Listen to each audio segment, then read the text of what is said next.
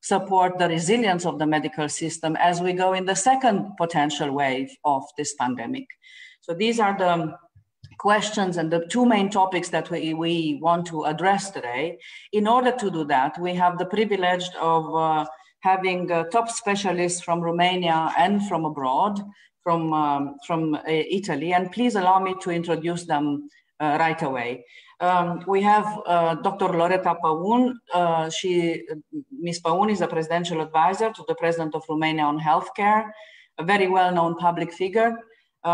Is not only an accomplished endocrinologist, but also a specialist in public health. And right now, she's at the center of fighting the epidemic in Romania today. Welcome.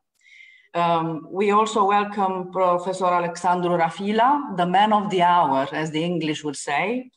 Professor Rafila coordinates the healthcare program at the Aspen Institute Romania. To start with, for us, this is your most important function.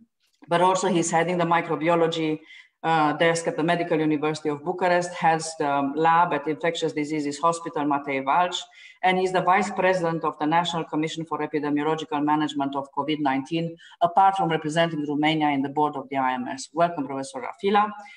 I'm also welcoming Dr. Fabrizio Landi. Dr. Landi is a president of Retimpresa, an agency of Confindustria in Italy. He's a member of Confindustria Tuscany for healthcare, and the president, among other functions that he owns, president of TLS, a life science accelerator and healthcare technology company. Welcome. We are also trying to connect for some little technological mishap with Professor Giovanni Rezza. Professor Giovanni Rezza is the director of Department of Infectious, Parasitic and Immunomediated Diseases of the Superior Institute of Health in Italy. And his presence was is also welcome because Italy starts to reopen on the 4th of May, and it was important for us to hear Italian perspective from this point of view. I'm Alexandra Gatej. I'm a founding member of the Aspen Institute, currently acting president of the Institute. And before I start inviting our guests, panelists to have their first interventions, I would like to lay down some ground rules for this session. I would like to invite each of our guests to have their intervention on both topics for a length of 10 to 15 minutes. And in order to keep the session very much interactive, we will then take the questions from the audience. The questions have been sent either before this session through our communication and marketing awareness plan, or they can be sent during the interventions of the panelists using the Q&A button that everyone have on our computers. I will then address those questions to the distinguished panelists, and we will pick the Q&A, the questions as we go. Without further ado, thank you once again for the significant participation. I'm looking at the numbers and they're growing by the second. And I would like to first, for a matter of technicality of time, to address the invitation to Dr. Landi to tell us how is Italy going to go back to work, Professor Landi. First of all, thanks for the invitation. It will be a pleasure. Unfortunately, Italy has the situation, probably at least for a long time, the worst situation in Europe. So we probably have been learning more than other countries just because we have more problems. We have the number of pandemia much more significant. My background has been the founder and the CEO of the largest Italian medtech company for many years. And now I'm running this accelerator in Tuscany, which is one of the largest incubators in Europe for biotech, vaccine, etc. Plus, I'm sitting the board of a few of pharmaceutical companies. So I'm more from the industry, even if I'm now a lot focused to innovation. While probably Professor Rezza will be much more focused because he's a member of the committee that is supporting Italian government taking decisions. So I'll leave to him more the details regarding the reaperture. I will be more focused on how I see from the point of view of the industry and the social life reopening. First things, I think we need to understand that what would be the real, from at least my point of view, the real difference from phase 1, phase 2, and the famous phase 3, it's what we have available as tools to fight pandemic. In phase 1, all the world has been taken by surprise. There has been a demonstration of a lot of problems. Just the experience, Italian experience, mentioned someone because we found not ready really to face pandemic problem. For instance, from on a general healthcare point of view, we have been focusing, at least in part of the countries, to a very strong hospital-centric healthcare system. So much less on the territory, everything back in the hospital. So instead of using hospital as an acute care center, hospital became the core, at least in some region like the Lombardy, the Milan region, the center of everything. And this was very efficient, but not for pandemic. So one thing we have to learn first, that we have to rethinking the ratio between what we do on the territory, so the healthcare outside the hospital, and what we do in the hospital. So this is the very first lesson. A very hospital-centric system is not probably the right solution against pandemic. It's efficient for many of our point of view. So if there is no pandemic, probably a very much hospital-centered system in terms of effectiveness is pretty good, but it was really showing problems. And then I don't go into details, but this was the first message.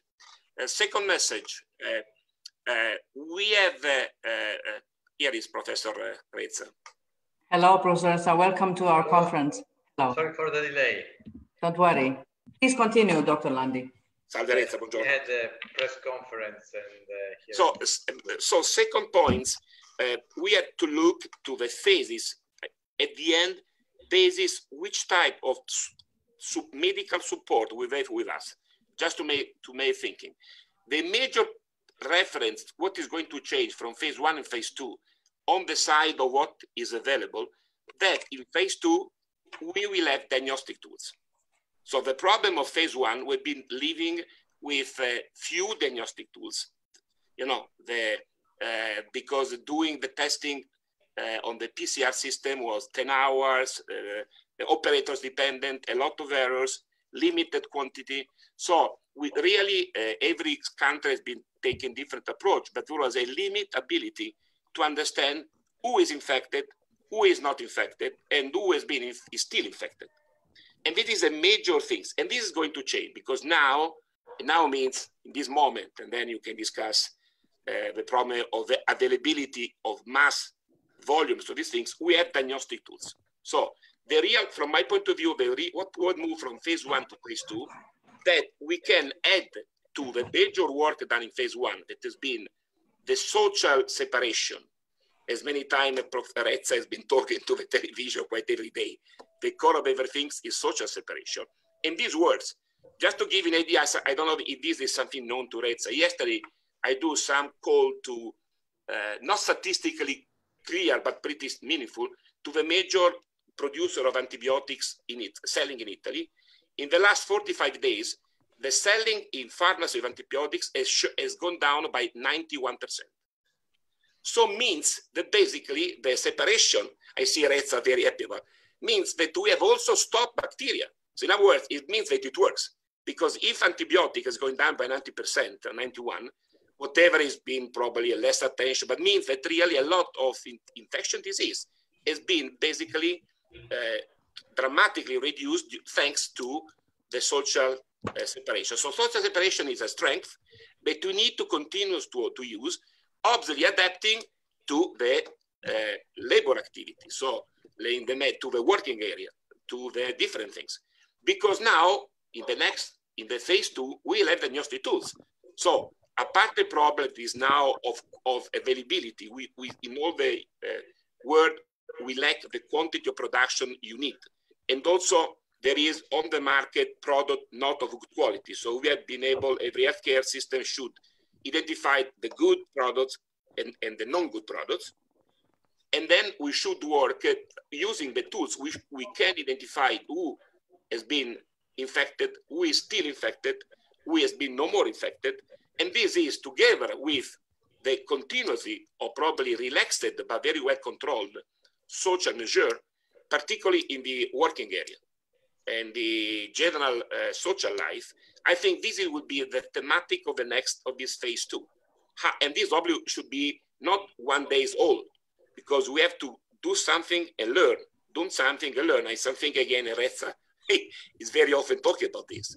So they yet people like Professor Reza that has to make the guidelines, has to understand, and to be ready if something goes wrong to stop. The idea that if you find a new center of infection, you have to be immediately to go back to phase 1. Means to a phase where you make very significant stopping. But we can move to in this phase 2, step by step, where key problems are transportation. We have been building the last 20, 30 years our social system with mass transportation as a way to avoid pollution. Now you have to go back because you cannot make so many people in the underground, in the tramway, etc. So this is something we have to adapt. This does not mean that we have to destroy the system, because in the phase 3, probably we go not completely as before, but probably we go to another steps where social separation will be important, but less important, because phase 3 is when we'll have, hopefully a vaccine. Still there is a question if we will have a vaccine. Always I remember that of the largest epidemic of the last 40 years, that is HIV, there is no vaccine today. And we don't talk so much about HIV because of the 35 million of deaths. These are by 95% in Africa and in very poor countries. But this type, today, our pandemic is touching directly people living in Europe, in North America, and this is a significant change of the attention of everybody. In phase 3, we'll have vaccine, hopefully, and we'll have drugs. So this will change because in phase 3, we'll be able to test the people, having drugs to cure the people that are infected, and probably if vaccine will add to have a capability to vaccine. With a big problem, because if we need 8 billion of vaccine, 1 for every man of mankind, actual production of vaccine for these things is 200-300 million of piece. So there is a gigantic problem of production. That is something we have to take care, but obviously a big opportunity for the pharmaceutical industry. But today it's a problem for the world because no one is able to produce 8 billion of something. So we have to see the world in these 3 phases, where phase 1 is what we just passed, where we demonstrated that with social separation and we've been able to limit the growth, not to stop. So we have to take care that today, in the future, COVID will be like other virus-based or bacteria-based things that we have in our life. But if we have drugs and vaccine, we can obviously work well, we can manage this. Phase 2, we'll have adding, we understand much more from phase 1, plus we have testing. So we can organize our life in the working space, in the common living space, with still based on social separation, but less aggressive, because we can do something and be ready for if we found area where the epidemic goes back, to be ready to a local phase 1. And then phase 3, when we'll have the tools to fight, as we do with other viruses in the world, to do that. So that is, I think this could be my major contribution to the discussion. In terms, and then I finish, in our organization here in Siena, we are an active project for developing drugs, monoclonal antibody-based therapy for the system. It's one of the many groups working on technology. And one of the questions I earlier get from other people, and the same to Reza, when a vaccine will be available, when cure therapeutic will be available. I think there is a lot of answer, but probably the average of the comment is that we have to think that the phase 2, so the phase before vaccine and or therapeutic drugs, will do at least up to the end of 2021. So it will be very difficult. We have availability in quantity before 2022 of cure of vaccine.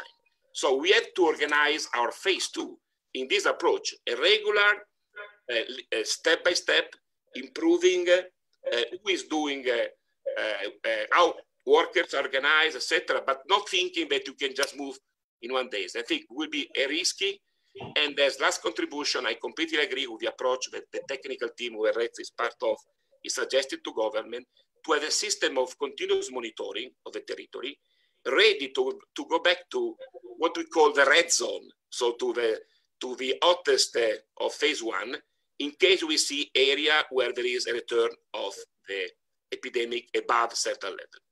Thank you very much. Thank you, Dr. Landi. I think that was very clear on the 3 horizons and the 3 phases. Thank you for your contribution. I would, with further ado, I would invite Dr. Loreta Paun to share her views on the 2 topics. So back to work, how, and then what's the future of the access of the patients to the medical system in Romania, but obviously in Romania because that's taking place here, but also I think taking what Dr. Landi has also said. So Ms. Paun, please. Good afternoon, and thank you for the invitation to attend this meeting.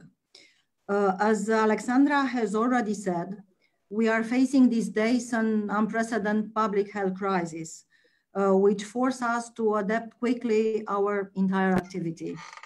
After we overcome this crisis, or before the second wave, we will need to evaluate our healthcare system from scratch.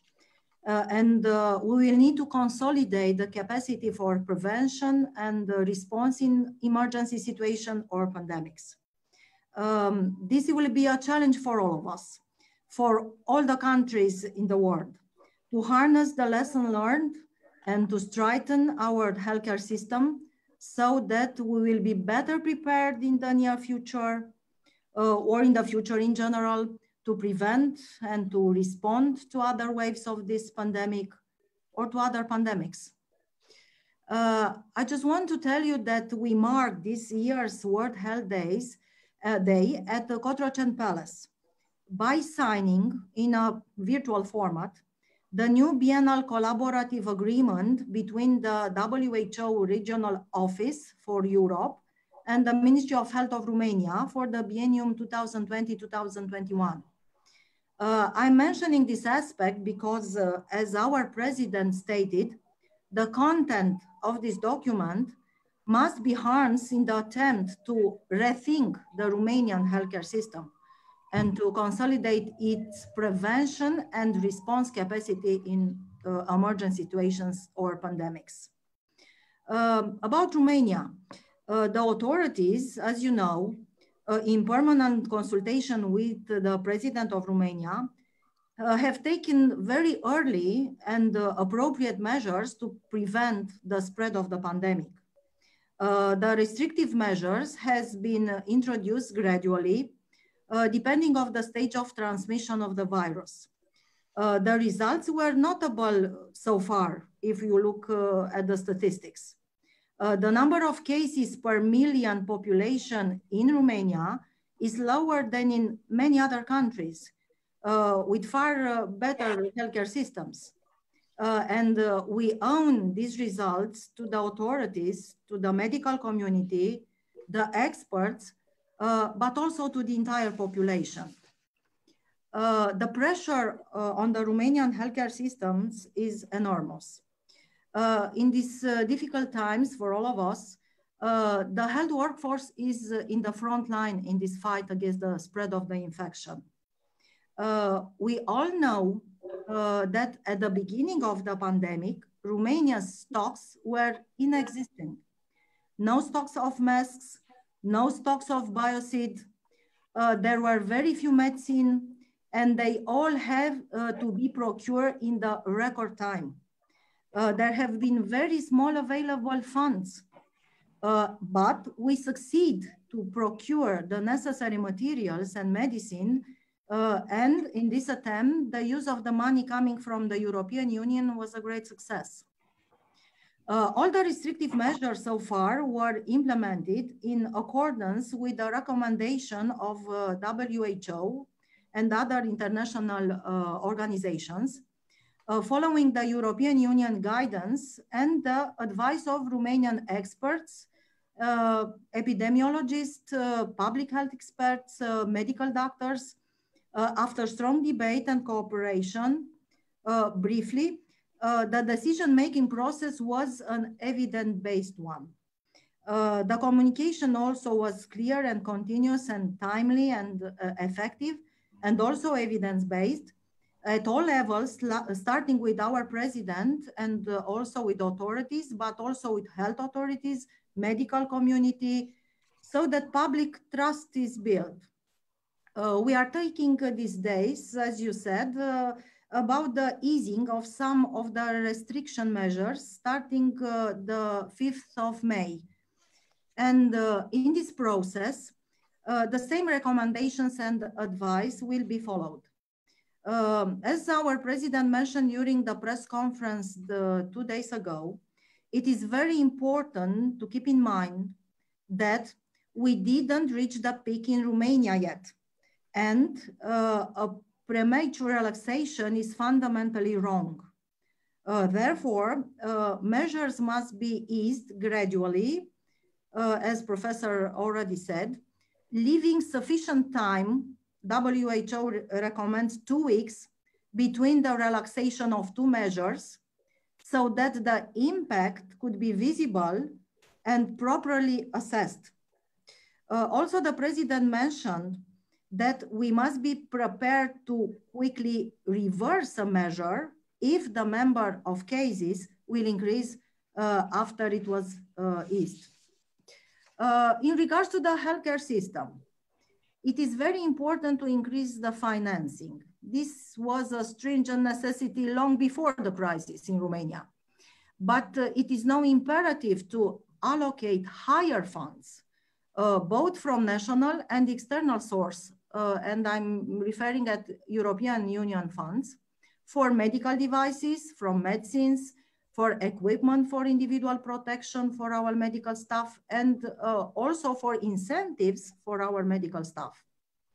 According to the WHO, it is imperative that the healthcare workforce is supported and protected in both for the COVID-19 response and in resumption and provision of regular health service delivery. WHO recommends a dual track health system management to reinstate regular health services, while at the same time continuing to address COVID-19.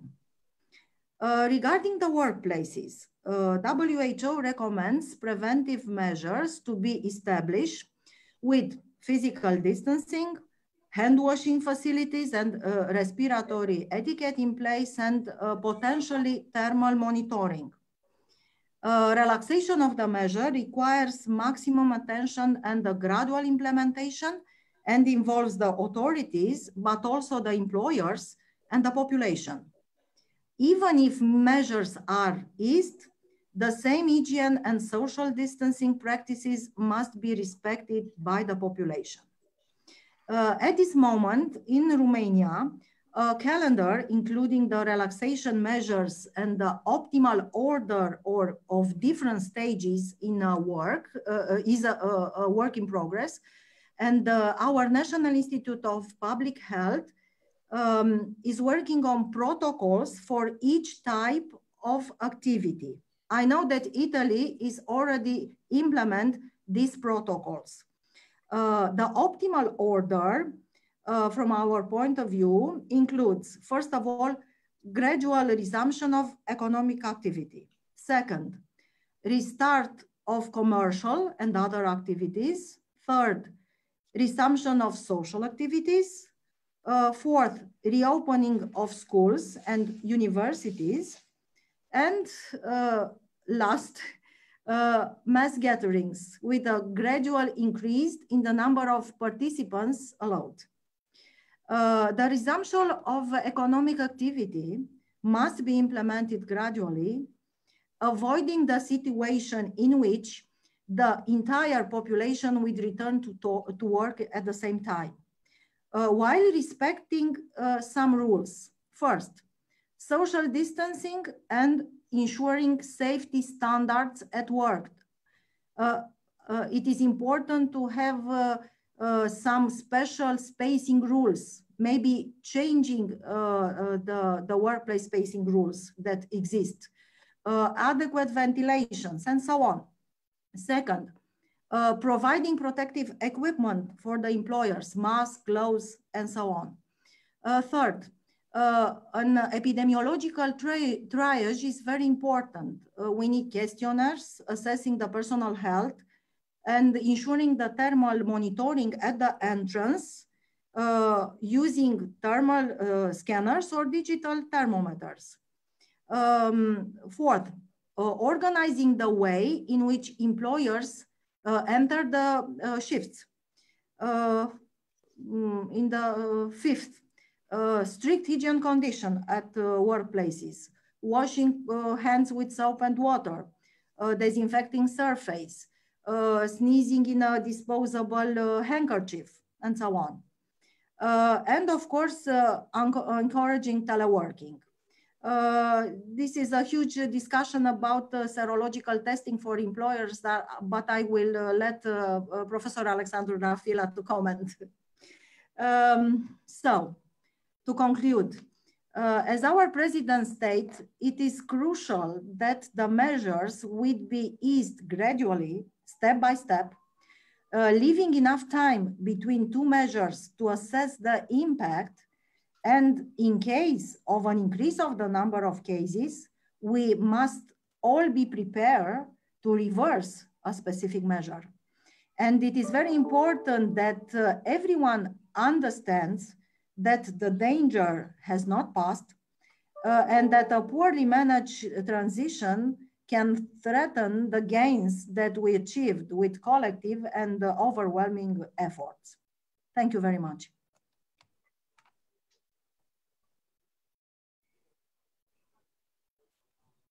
Thank you, Alexandra.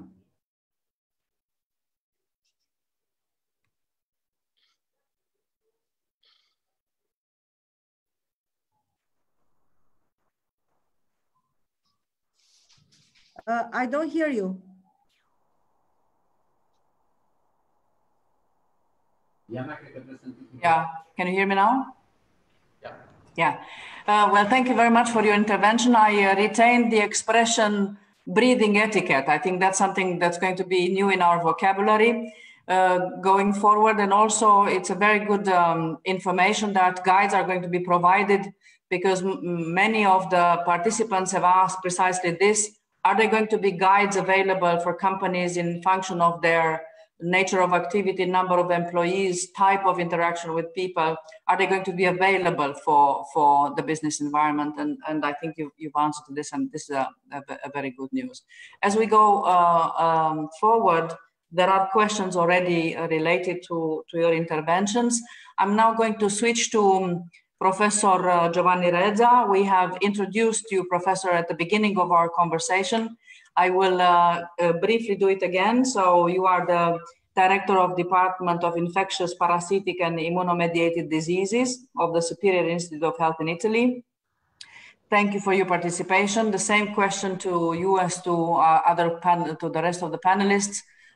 Italy will go back to work on the 4th of May. So how are you going? Romania is going to do that starting with 15th of May gradually. How are you going to go back to work? What are you saying to companies, employees, and families and people?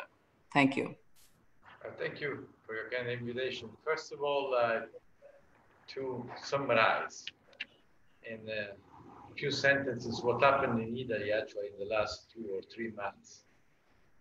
And as you may know, we were the first European country to be heavily affected by this pandemic, because actually the index case was diagnosed on February 20, but when the first case that we call the index case actually was diagnosed, we realized that there were already generations of cases and the virus was circulating, had been circulating in the area of Lodi, that is in the southwest of Lombardia, the region Lombardia, for the last 3 or 4 weeks. Maybe the virus entered Lombardia in, let's say, mid-January, something like that. And so at the time we were observing the situation in Wuhan, we didn't realize that the virus was already in Italy, actually.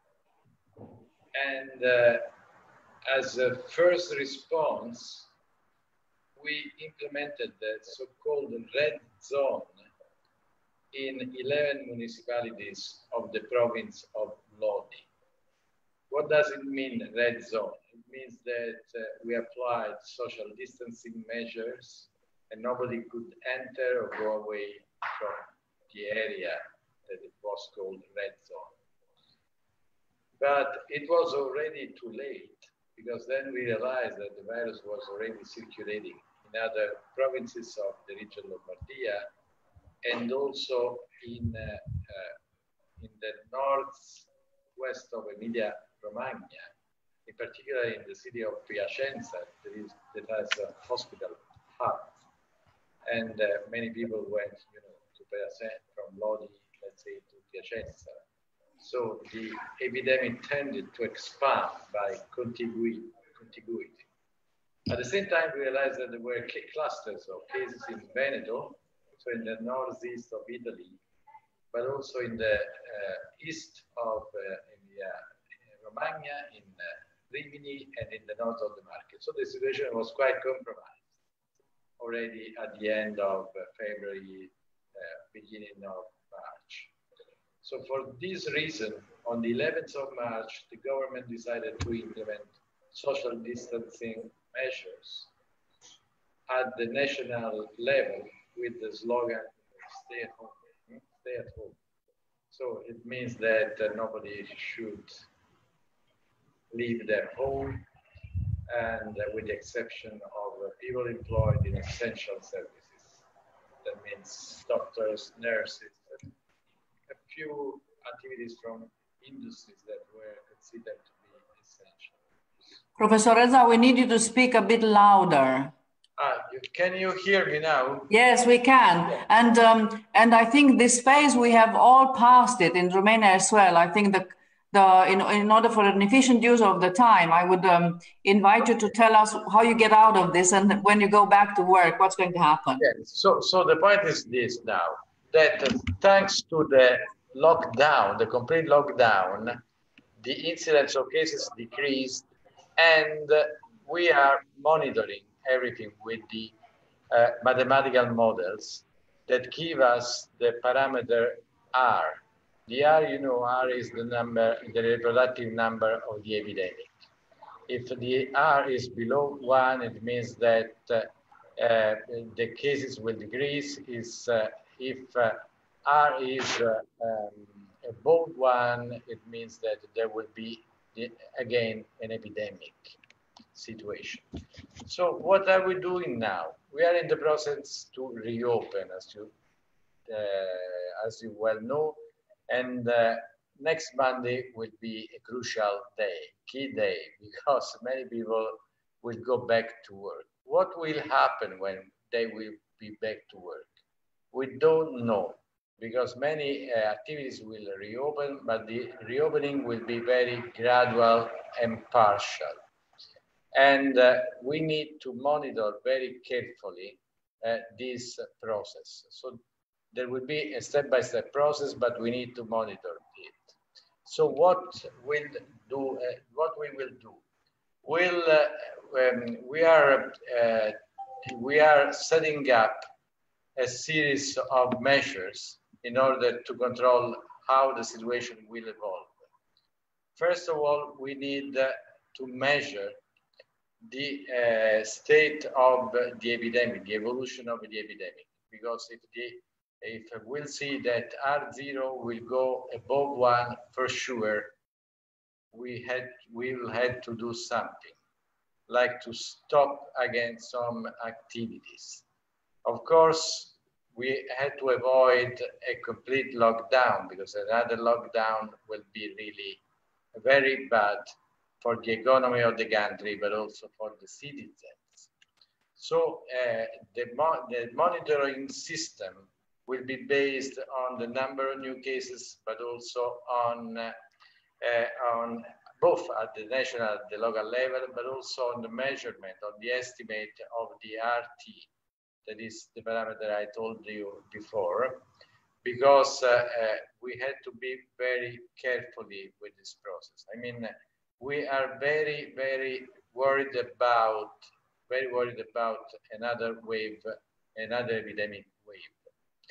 And at the same time, even though there will be national level activities, there will be also regional activities.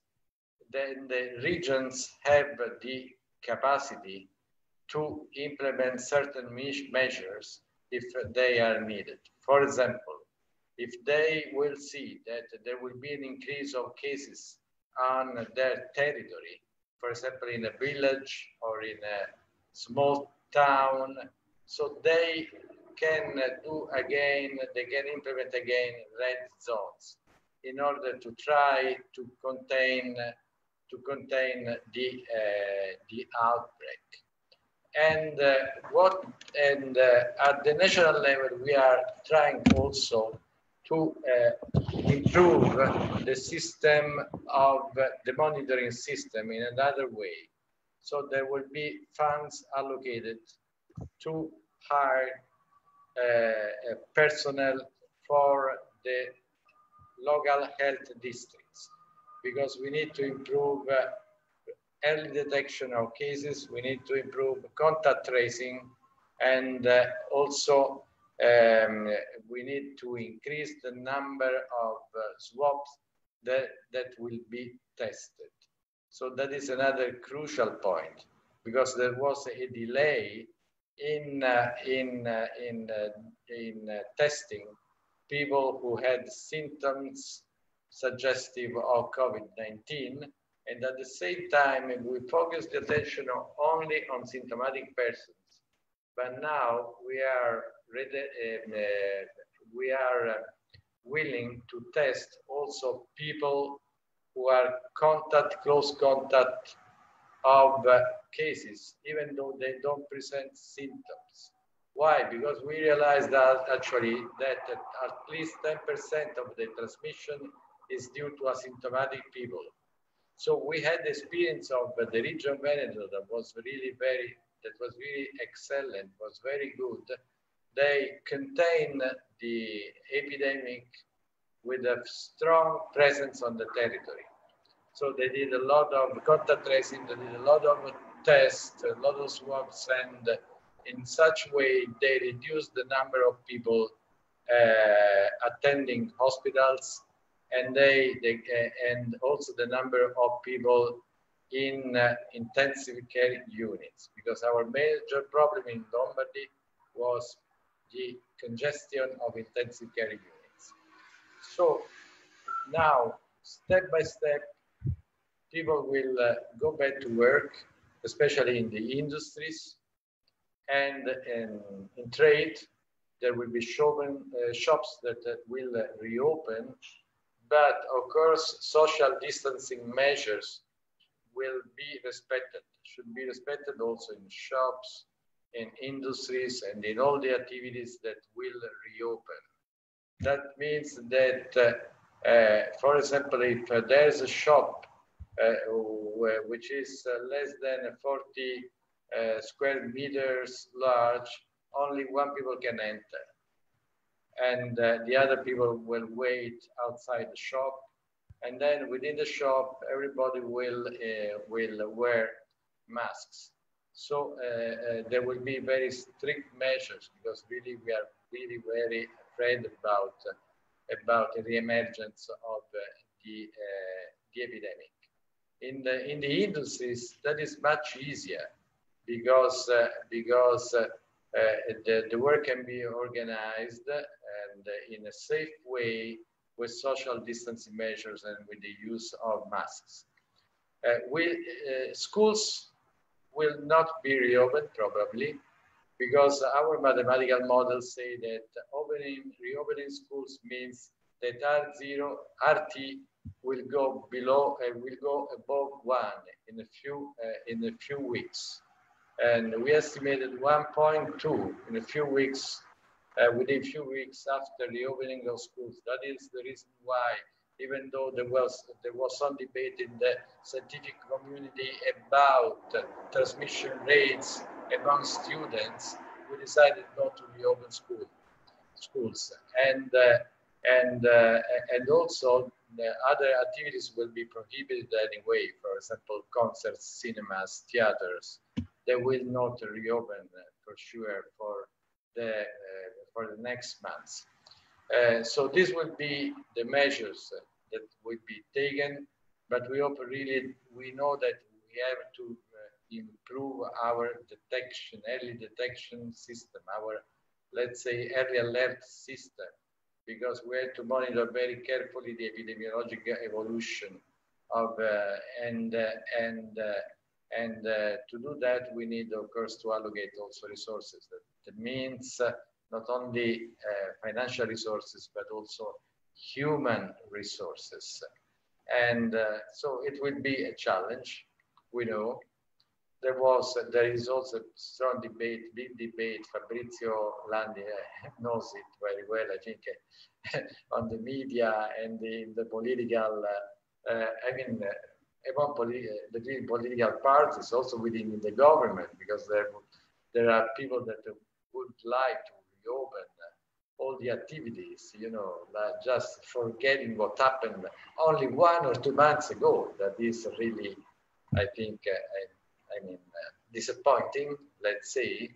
There are people like me that are, you know, very cautious about the reopening process, even though I know that the economy, should be reopened, because otherwise, you know, there will be an economic crisis that will be added to health crisis. But anyway, we'll try to be cautious and to do everything in a partial and gradual way.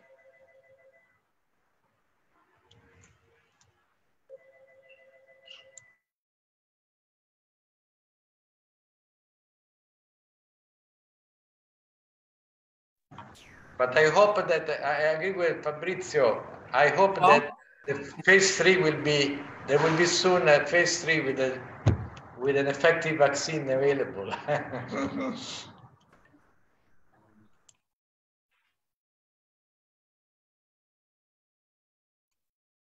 Now can you hear me? Yes. I'm sorry. There's a little hiccup with my computer here at the Institute. Thank you very much, Professor Reza. I think in Romania as well, we have people that are more conservative, people that are less conservative, people that are more economy-oriented, people that are more medical-oriented. I think you've captured all these differences very, very well. Now I will turn to the leader of the coordinator of our healthcare program in the Aspen Institute, Professor Rafila. Obviously, with the same questions, I will also take the opportunity to add already some of the questions that have been asked for the rest of the panelists also to think. I'm choosing one of the questions that appears in multiple prompts from our participants, and that is the future of telemedicine. In this period of time, it is clear that it appears in at least 3 prompts from our participants. So that's one of the things to consider, Professor Wan, in your answer. But also the same question to you, back to work, how? Please.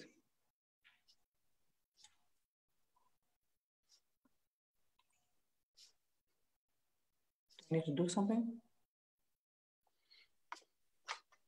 Professor Rafila? Yes, but you should close your phone. Yeah, I'm trying.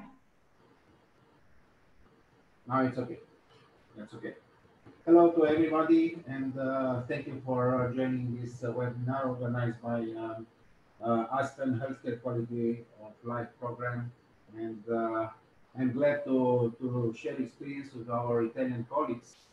And I think most of the participants are very interested in best practices and maybe examples regarding the guidance for their workplaces.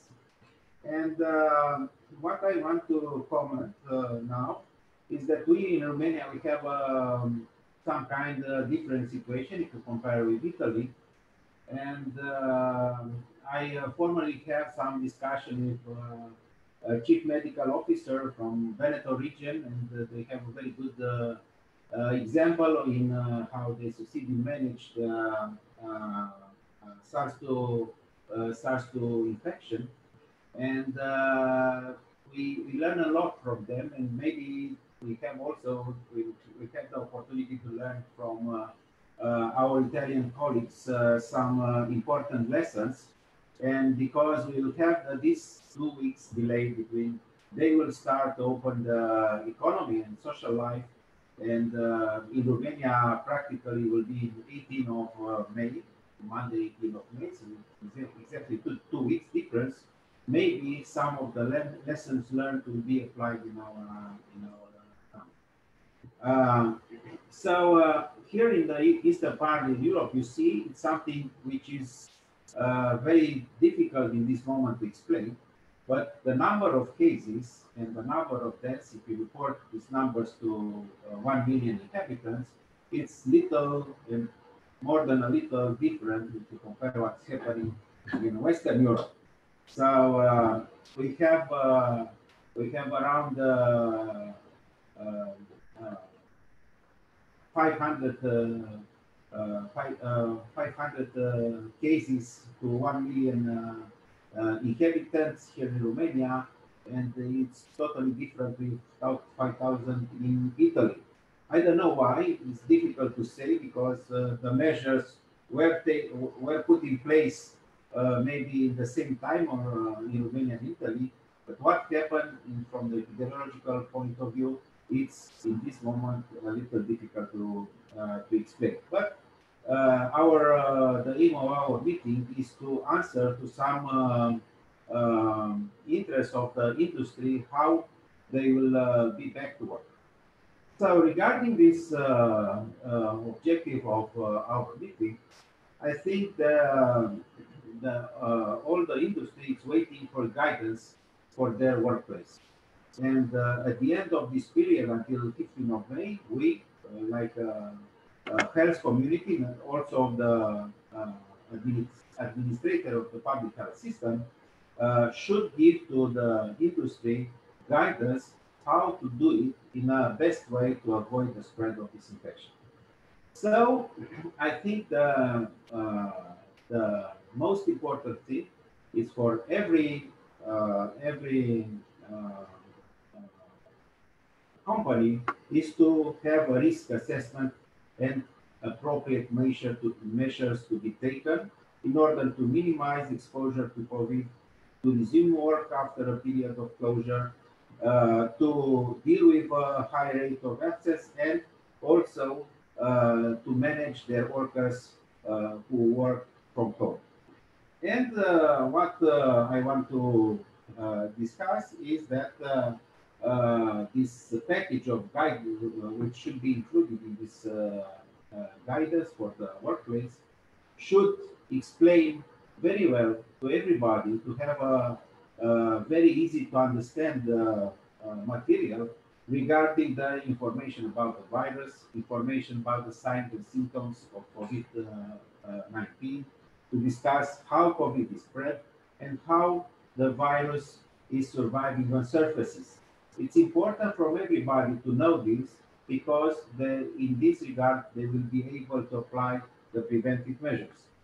So I think that if we'll discuss how to help the industry to prevent spread of the respiratory infection, including this one in the workplaces, how the workplaces are ready when people will be back to work, how the routine cleaning will be applied, and also the surface disinfection will be applied in every place, guidance to use the face mask and other protective equipment, and also what to do if one of the workers will be positive for COVID-19 after COVID-19 exposure will be positive and should be treated in a medical work.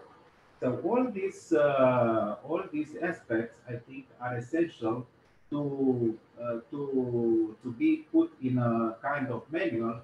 And if our Italian colleagues have something also on their pipeline, maybe it will be useful for us to have access to this kind of material. And of course, then to see if this guidance will be applied, if the results of this guidance are positive in order to avoid the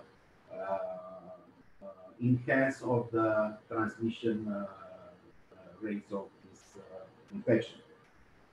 So this is, I think, our aim, and maybe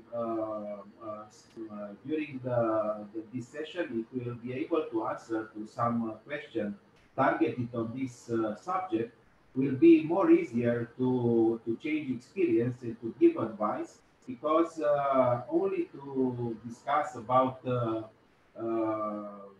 situation in Romania or situation in Italy, it's maybe less effective, and maybe people which are now invited to participate to this webinar are waiting for some answers from our part. Please, Alexandra, if you want to start the question session, I think it will be a good moment to do it. Sure. So thank you very much, Professor. So one was, what kind of public healthcare policies are envisioned to strengthen the resilience of the Romanian healthcare system and restore delivery of care for other serious diseases, as the scientific consensus is that the pandemic will around or until large public vaccination will be available. For example, WHO calls on states to continue their efforts with vaccination to free up healthcare capacity by reducing the burden of preventable diseases. Is this or other policy opportunities to take long due decisive action to address chronic gaps in our healthcare system? I think the main question here, public policies on healthcare to strengthen the resilience of our medical system. That's one question. If you allow, I will ask. I will read 2 or 3 questions so that you can reflect on the answer. The other one was obviously the future of telemedicine, which, as I mentioned, appears in a number of questions from the audience. And another question is, how do you see the use of serology tests in the future? What is the point? What is your point of view on the role and the importance of testing for COVID antibodies? Is the development of guidelines regarding the place and the sequence of antibody testing and the presence of the virus by RT-PCR considered? So these will be a couple of questions that Professor Rafila, if you want to start already on a couple of them. Okay, thank you. So thank you very much. Regarding the resilience of the health system, until now we were lucky in Romania, but because the health system seems resilient, because the number of patients which needs intensive care is not so big. It's around between 250 to 300 of those infected with COVID.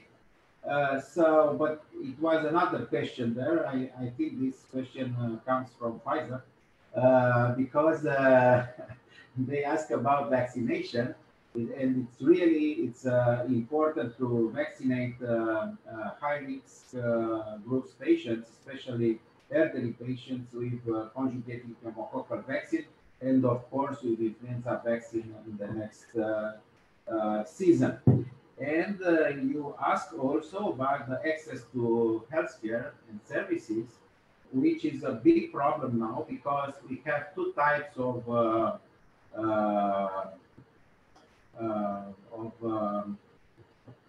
let's say,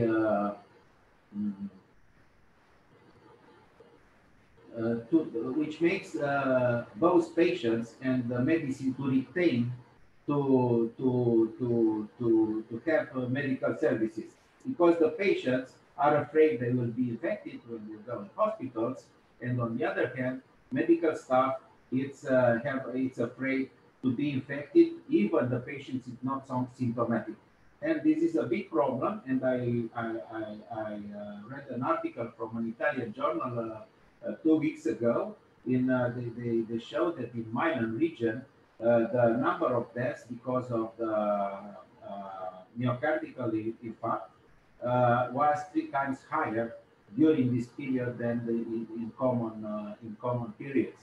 And this shows that every country have the same challenge of giving regular medical services, especially for chronic disease, but also for emergencies. And I think also for Romania, it's one of the most important things to put in place a resilient and accessible in the same time health system for the patients with different diseases, chronic diseases, and also for emergency. And I want also, I won't speak very much about telemedicine, because telemedicine will develop for sure, like working from home is the same example. Telemedicine will develop after this pandemic. But I will discuss a little about the serology test and the role of antibodies, because we still have a lot of discussion in Romania regarding the usefulness of this test. In fact, they are useful, but it's not useful to diagnose a case of infected person, because the antibodies appear in a period generally after at least 7 days after the clinical manifestation, and the sensitivity and specificity of this test are still debatable. And what is very important regarding the antibodies, we still don't have a quantitative test in order to identify which is the level of antibodies, and more of this, the level of neutralizing antibodies. And this kind of tests, which are available now, can give us only limited information. But there are strategies, and there are countries which already use this test for seroepidemiological surveys to see which was the spread of the infection in a certain population, in a certain group, or in a certain area. And for these types of epidemiological studies, these tests are useful, but they are not recommended, at least for WHO and the European Center for Disease Control. They are not recommended to test the suspect for suspect cases. They may be used only in patients which have symptoms and PCR is negative, and after some days you can test with antibodies, and if the EGM is positive, okay, take into account. Otherwise, using this test as screening test for suspects is not recommended, and it's not implemented as much as I know in European Union. Thank you very much.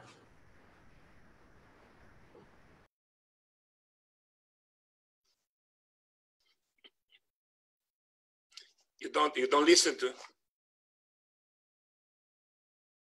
I don't hear you. Can I hear you now? Yes, because as I told you, please. Unfortunately, I have to leave in 5 minutes. I want to give my small contribution. Telemedicine. Please. If you remember my original talk, I think that back to work how will be based to a much more organized social separation. And obviously, social separation will need tools, and telemedicine is a very important tool. One, because on the side of keeping patient on the territorial level, as I remember, I was strongly suggested that one of the key limits of Italian healthcare system, in part at least, has been the mention that there was too much hospital center activity, and the level of territorial medicine was low, particularly in the area like Milan area, Lombardy, we have more problem. So we have the demonstration that we did more territorial work. All these will be important. So telemedicine, by definition, is keeping people with information from smart work side, because basically you don't have to physically be in contact with the with hospital, with healthcare professionals.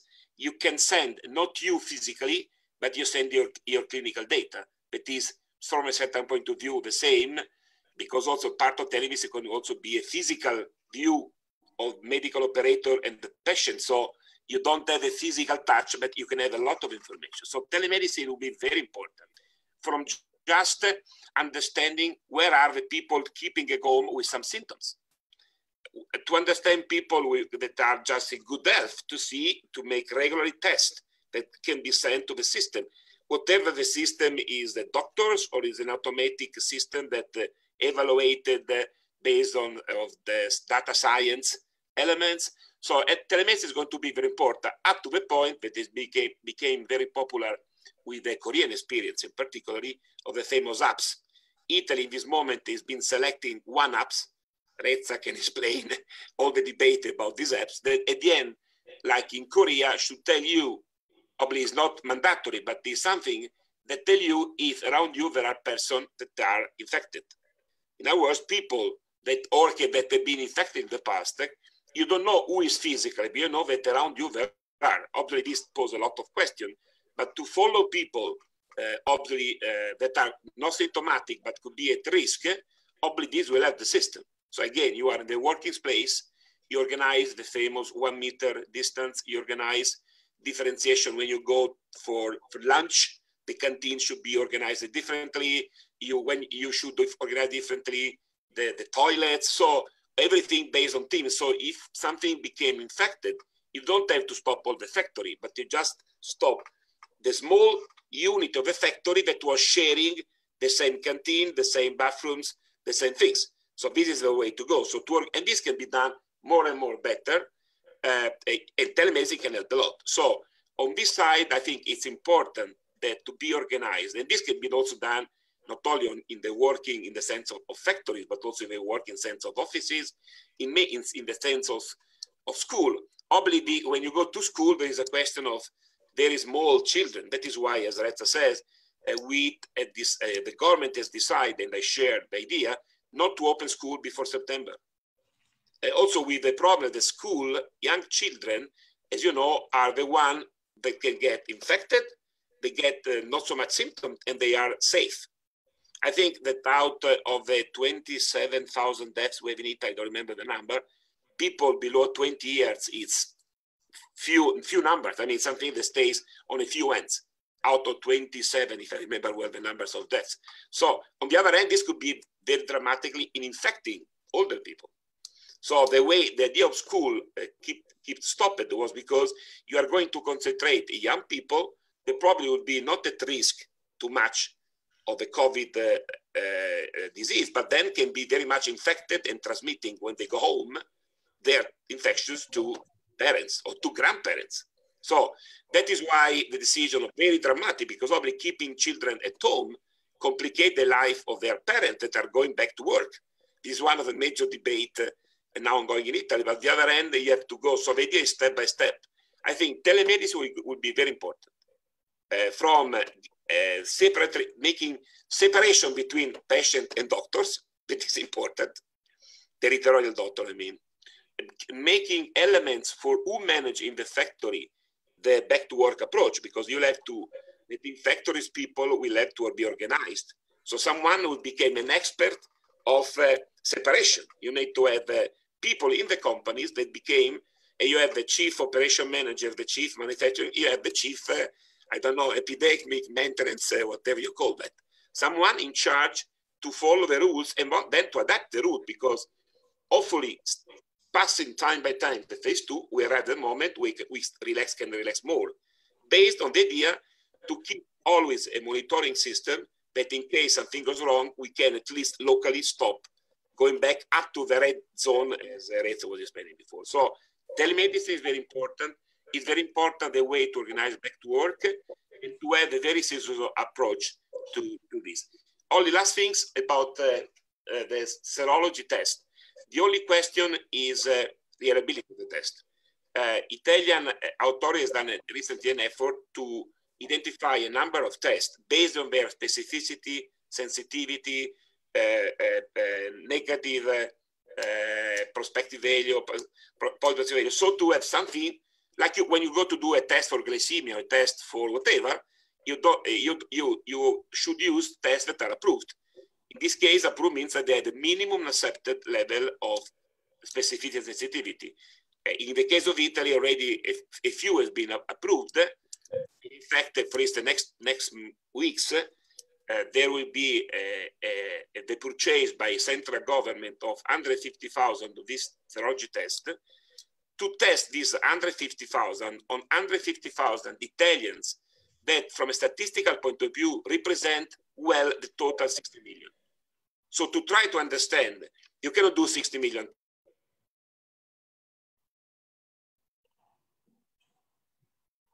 tests, they are not available. They analyze a subgroup of 150,000, see, testing this, what happens. So to see of these 150, how many has been exposed to the virus, and that I think will be important. That's it.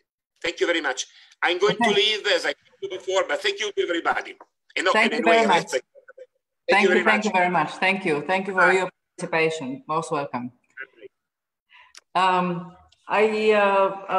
would like to address one of the questions to Dr. Paun, and I also have one question further on to Professor Rezza. There's a question here that says, Ms. Paun, some countries have announced expanded strategies regarding getting tested for coronavirus. Is Romania contemplating a similar approach? Is it recommended for economic operators, in your view, to plan a testing strategy for employees? What is your answer to that? Thank you. I prefer to not respond to this question because I already told you that the expert is Professor Afila, and we have a lot of discussion about this subject. So till now, we don't have a strategy in this field, but for sure, next week when we'll have the plan, we will have a decision in this sense. But I want to say, and I'm sure that some of your participants already know, because I already said that stringent necessity is to improve in Romania the research and the development of capacity in the medical field, especially the capacity to develop in our country medicine and vaccines. And also, it is important to invest in digital technology. This is essential for the future of all healthcare system, but especially for Romania. As you already know, digital technologies are useful not only for the triage for COVID, but also for tracing the contacts, as some countries already did.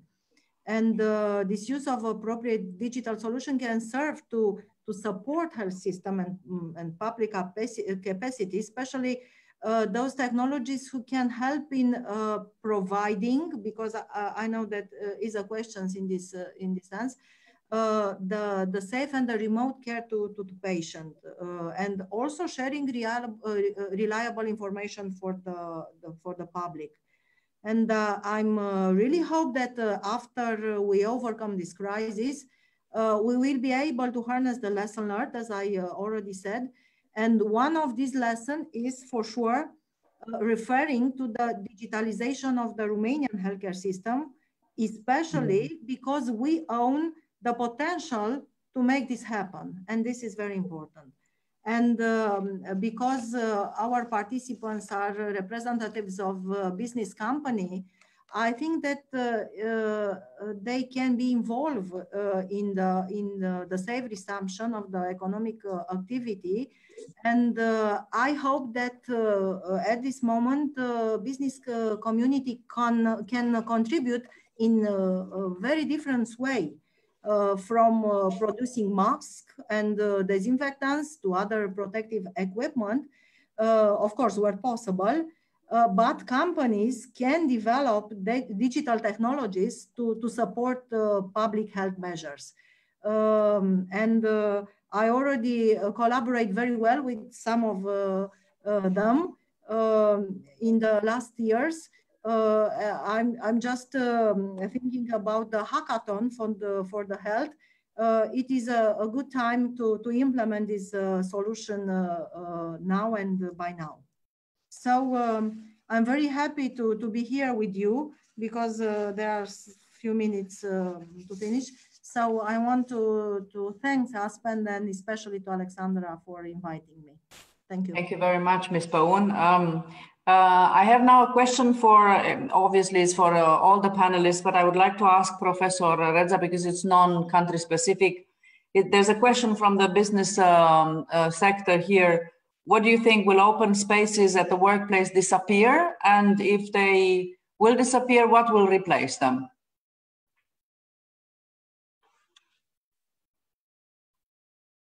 We can't hear you. I can't hear you. Oh, yeah. Because actually we cannot reorganize everything in a while. So there are open spaces and there are people working in open spaces also now that there is the complete lockdown in Italy. For example, just an example, journalists, or there are some companies that also use open space. What they are doing is to distance, to use some distancing measures between workers. So maybe the number of people working in the same room can decrease just because you keep some people on smart working. And I have to say that the use of innovation technology is becoming very important in this while. I mean, in Italy, we had been talking about smart work for a long time, but then we realized that it was possible just 1 or 2 months ago because of this pandemic. So there are more and more people using smart working, and that is a great thing really, because it decreases the number of people in the same room, for example, in offices, and also public transports. Because one of the major problems is that you may also organize all the system and industry, a factory with social distancing, but then these workers have to go from their home, from their village, from their town to another town, maybe I'm working there. So the public transport system is very important, and if you use smart work, actually you can decrease the risk related also to the public transport. So it's, I mean, there are good solutions to apply. Of course, there are, in some places you have to ensure your presence in order to work, but in other places you can use smart working, and that's the best solution. So open spaces might be used, but only if the number of people working in open spaces is decreased, and you can apply social distancing measures. Thank you. I have a question here for Professor Rafila. Research and development of drugs became of strategic importance. A question from GSK. What could be the best proposal to the government in order to encourage this in Romania? Okay, regarding R&D on vaccines and drugs, I think the problem is not the legislation. I think the problem is the way the legislation is implemented in Romania in some cases. And it's a very well-known example regarding the clinical studies, which Romania is at the end of the list regarding the access to clinical studies. And we have a problem, and this problem should be addressed in order to offer access to Romanian patients to drugs which are already tested and may be a solution for some of the chronic disease or infectious disease. And also it means very, very much for the Romanian hospital and clinics which are involved in this kind of studies. Regarding the research and development by itself, like of course, here we should put in place a more comprehensive program to mobilize, in my opinion, the medical universities, because medical universities, some of them are involved in some research and development projects on specific drugs, but in Romania, the level of financing this kind of activities, it's very, very low. If you look to which percentage of GDP is allocated to research and development area, I think there are many things to be done, and here it should be like in education and healthcare, a change of optics, because these areas are not areas to spend money, but are areas to invest money. Because at the end of the day, the revenues in mid-term or long-term are much more important than the spend which are done in a certain period of time.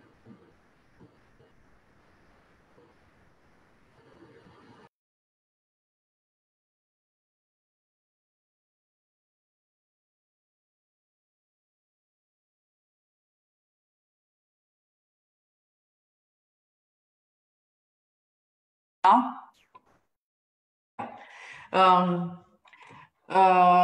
There are a couple of more questions, 2 or 3 that I would like to. One of them is addressable to all the panelists, and regards the long-term investment in the medical infrastructure.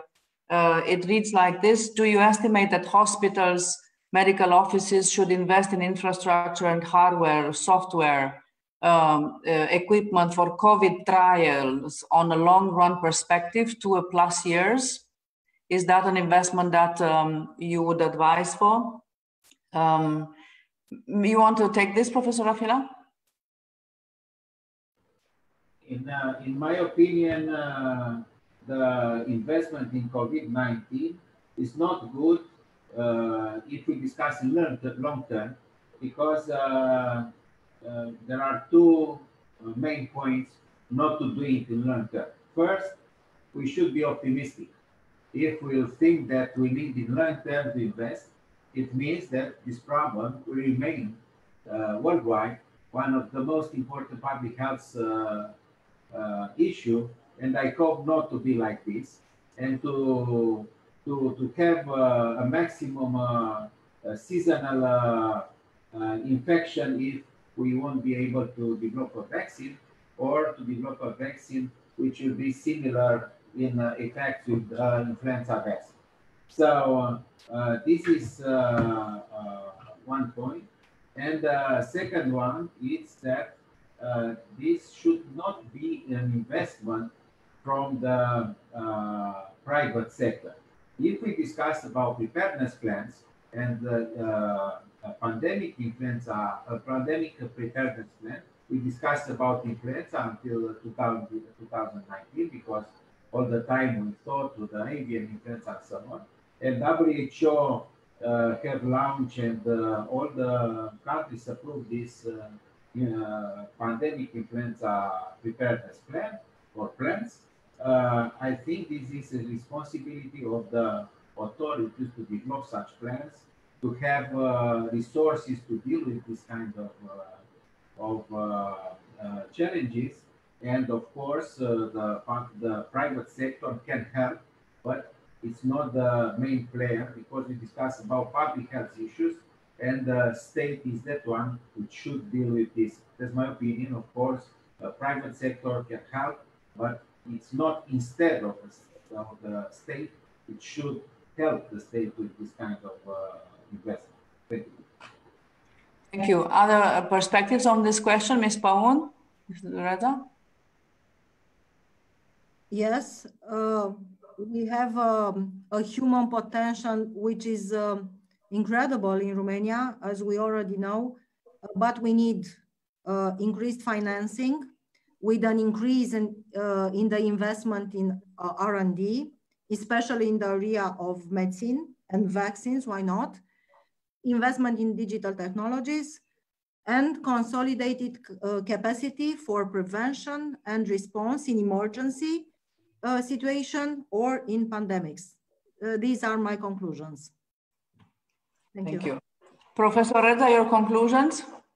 I mean, it's always a good thing to invest in health and in research and development. So, I mean, if this is an opportunity to invest in order to improve infrastructures, it's anyway a good side effect of the pandemic, one of the few good side effects of the pandemic.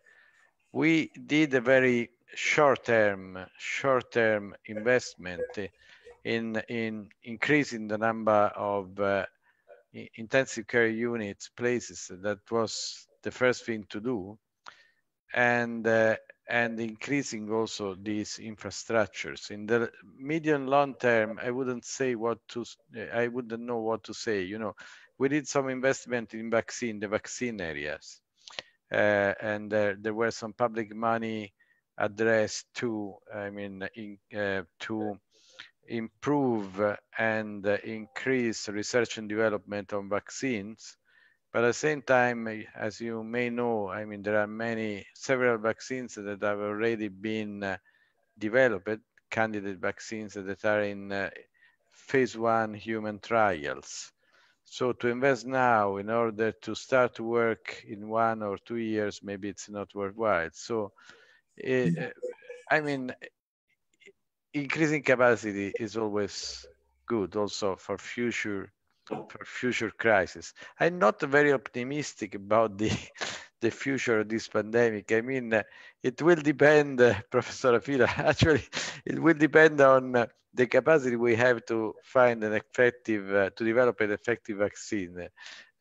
Also good treatments, I mean, effective treatments, but in this while, actually, I see that we have many randomized control trials ongoing, but